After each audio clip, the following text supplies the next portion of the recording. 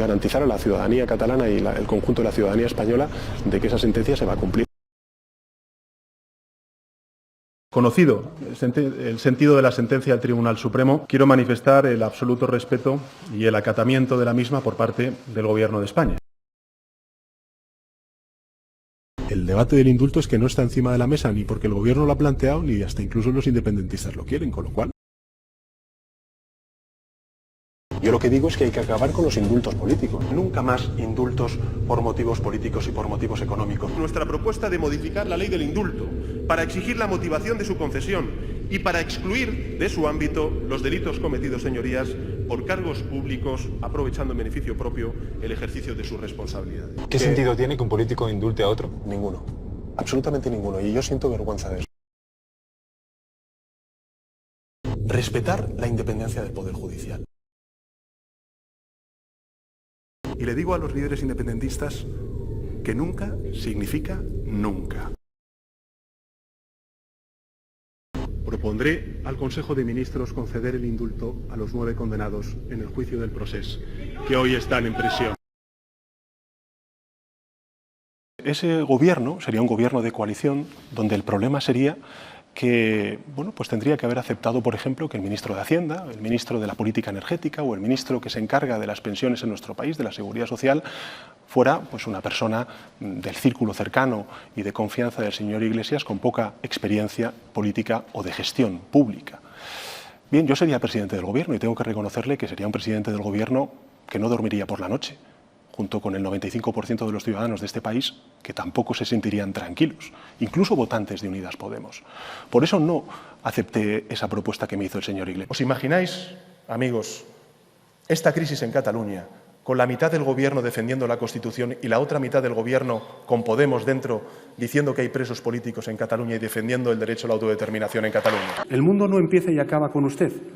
El Partido Comunista, Izquierda Unida, antes que usted aquí, estaban, existían y, por tanto, representaban a otra izquierda, a la izquierda del Partido Socialista. Pablo Iglesias es anticapitalista, es comunista, fue el profeta del fin de las ideologías, diciendo que la socialdemocracia era un producto a extinguir después de la Guerra Fría.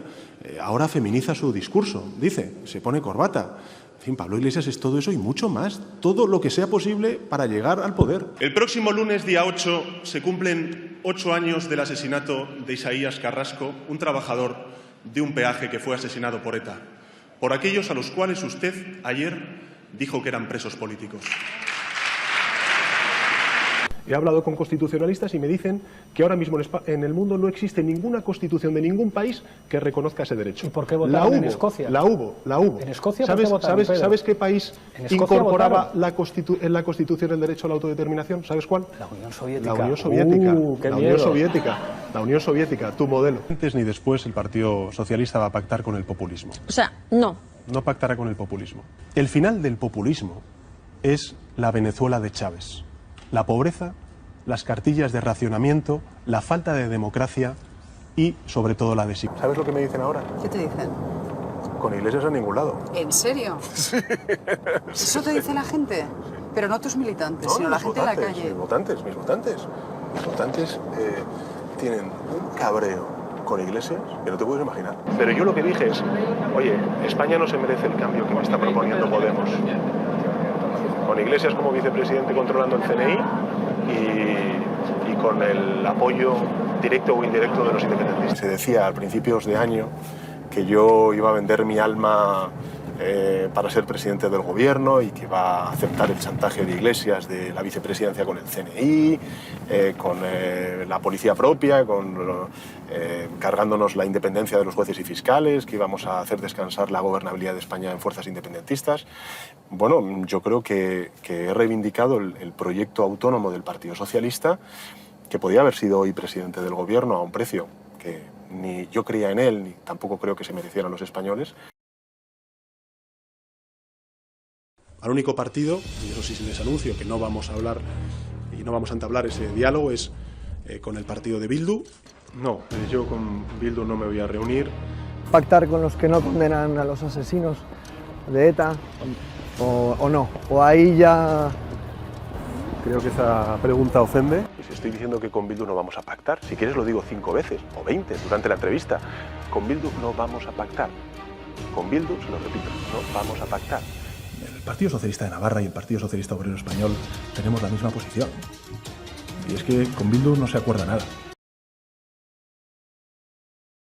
Tras haber escuchado al comité científico y tras la reunión del comité técnico que celebramos todos los días, Hemos vencido al virus. Hemos derrotado al virus y controlado la pandemia. Hemos vencido al virus. hemos conocido otro estudio de la Universidad Johns Hopkins que no nos sitúa en el puesto 8º, como hacía ayer la OCDE, sino que nos sitúa en el puesto 5º del mundo. El Tribunal Constitucional ha dado otro varapalo al Gobierno. Declara que parte del segundo estado de alarma también fue ilegal. Lo acabamos de saber, Sandra, es el tercer golpe contra la gestión del Gobierno de Pedro Sánchez durante la pandemia. Queda anulada parte del segundo estado de alarma, aunque una vez más el Tribunal ha estado dividido. De los 10 magistrados, 6 han votado a favor y 4 en contra del recurso de amparo presentado por Vox. Esta decisión se suma a la inconstitucionalidad del primer estado de alarma y la suspensión de la actividad parlamentaria. La tenemos. Esta es la tesis de Pedro Sánchez, un documento muy codiciado que lleva oculto 6 años, desde que se doctoró en noviembre de 2012. Y ahora sabemos por qué estaba oculto, ahora sabemos por qué Pedro Sánchez siempre se ha negado a entregarla, para que los periodistas y cualquier ciudadano pudiera verla. La tesis, hasta la fecha, solo se puede consultar en la biblioteca de la Universidad Camilo José Cela, en papel y además con un vigilante. De esa forma, obviamente, no se puede investigar un documento de más de 300 folios, pero lo hemos conseguido. Y ahora sabemos el motivo real por el que Pedro Sánchez siempre la ha ocultado, y es que está llena de plagios. Contiene plagios a otros autores, como el que está en las páginas 285 y 286, en el que copia un párrafo literal a 2 profesores de la Universidad Carlos III de un artículo publicado años antes. Fusila informes oficiales, incluso el BOE. Hay una presentación en PowerPoint del Instituto de Crédito Exterior en la página 299. En la tesis lo que vemos es que literalmente ha cogido esa presentación de un documento oficial, lo ha copiado y lo ha pegado sin citar. Ha cometido distintos tipos de plagio, no solo a otros autores, sino también lo que se denomina como autoplagio. Él publicó artículos previos a la lectura de la tesis que luego los incluyó como si fueran nuevos, sin avisar, sin citar, sin un solo entrecomillado. La tesis tiene un cúmulo de irregularidades y el presidente del Gobierno, Pedro Sánchez, va a tener que explicarlas. Yo solo apelo un minuto a que penséis el espectáculo nacional, internacional que estamos dando. Y todos hoy, yo me incluyo, no estamos a la altura de un gran partido. Tenemos 2 opciones. Una, votar ya y acabar con esto. Otra, suspender el comité, convocar la Comisión de Garantías que informe. Señoría, la economía española hoy está creciendo a tasas positivas. Crea empleo, 854.100 empleos en los últimos 12 meses, 750.987 parados menos en los últimos 7 meses. La deuda pública, señorías, se negocia una prima de riesgo que es un 30% inferior al día en el que llegamos al Gobierno.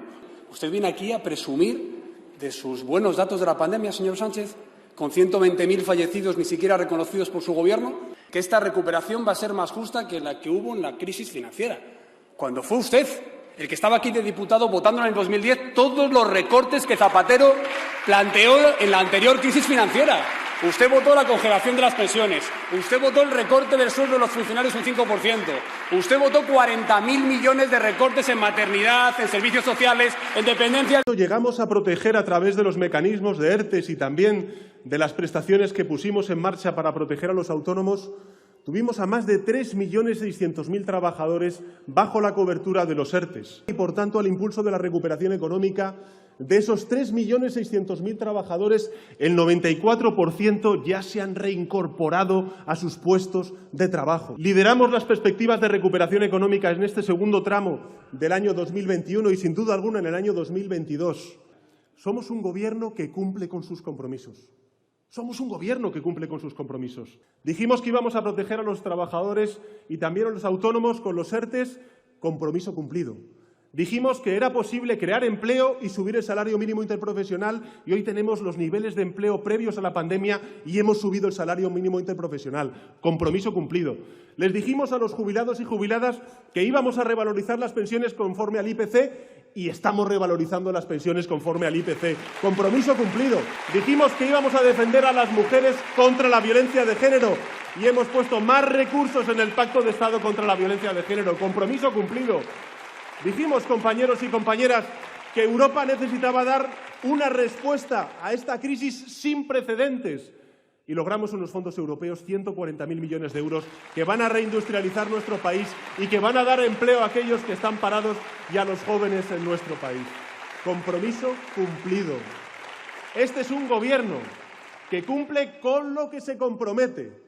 Hoy se ha reabierto el debate sobre la gestión del Gobierno al inicio de la pandemia. Recordarán la polémica que hubo cuando el Gobierno animó a participar en la manifestación feminista del 8 de marzo de 2020, una semana antes del confinamiento.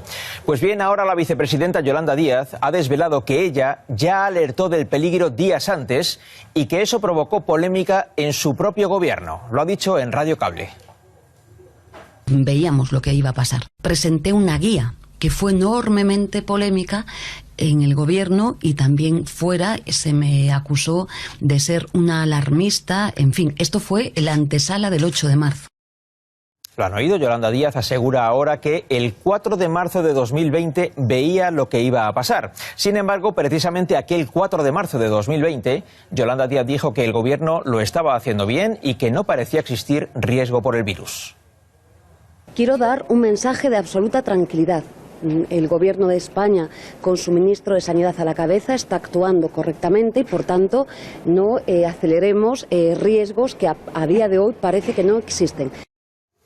Eso dijo el 4 de marzo de 2020. Hoy Yolanda Díaz ha matizado aquella versión. La oposición considera que la vicepresidenta reconoce ahora que Moncloa no actuó con la diligencia debida, a pesar de conocer entonces la gravedad de la situación. Y mientras tanto, a nivel nacional, nos hemos ocupado de garantizar que el impacto de los precios de la energía no afectará a nuestra competitividad y al poder adquisitivo de las familias. Por eso nos hemos fijado el objetivo de lograr que la factura promedio de la electricidad de los hogares a finales de 2021 sea semejante, lógicamente descontada la inflación, a la de 2018. Y yo les digo, señorías, que es un objetivo que vamos a cumplir. Sí, es una nación de naciones en la cual también se inscribe Cataluña como nación.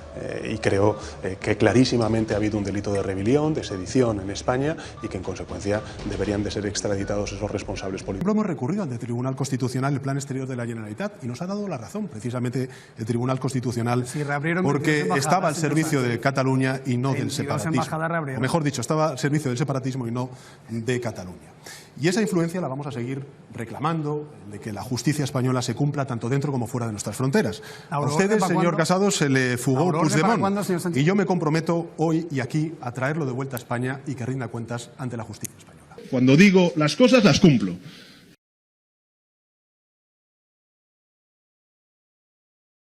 Señoría, yo creo que si vemos la evolución del precio del gas y, por tanto, de la energía durante este último año, podemos constatar que Putin llevaba más de unos meses preparando la guerra en Ucrania. Esto es así, señorías.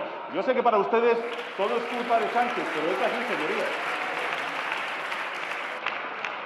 En todo caso, es evidente, señorías, que esta guerra va a tener que sacar lo mejor de nosotros mismos. Y también se lo pido al Grupo Parlamentario Popular. Saquemos lo mejor de nosotros mismos. ¿España dónde está, señorías? Está, en primer lugar, construyendo esa unidad necesaria en Europa, en la OTAN y también en Naciones Unidas, con esa votación en la Asamblea General de Naciones Unidas que demostró que Putin está solo y que la comunidad internacional está más unida que nunca con Ucrania.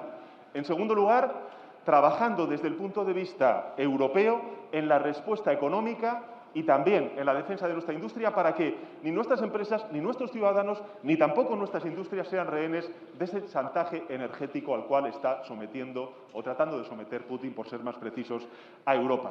Y finalmente, como tuve ocasión la semana pasada ante sus señorías, esbocé lo que representa un plan nacional de respuesta contra las consecuencias económicas de la guerra, que dije además dos características importantes. Primero, que iba a ser un plan abierto, estoy esperando sus propuestas, señoría, y también un plan dinámico, porque queremos saber exactamente cuál es la dimensión y el impacto que va a tener esta guerra en, lógicamente, la economía española y la economía europea. En todo caso, creo que es importante decir la verdad a los ciudadanos, señorías, no tratar de confundir a los ciudadanos. La inflación, los precios de la energía son única responsabilidad de Putin y de su guerra ilegal en Ucrania. Sí, señorías, es verdad, es la verdad.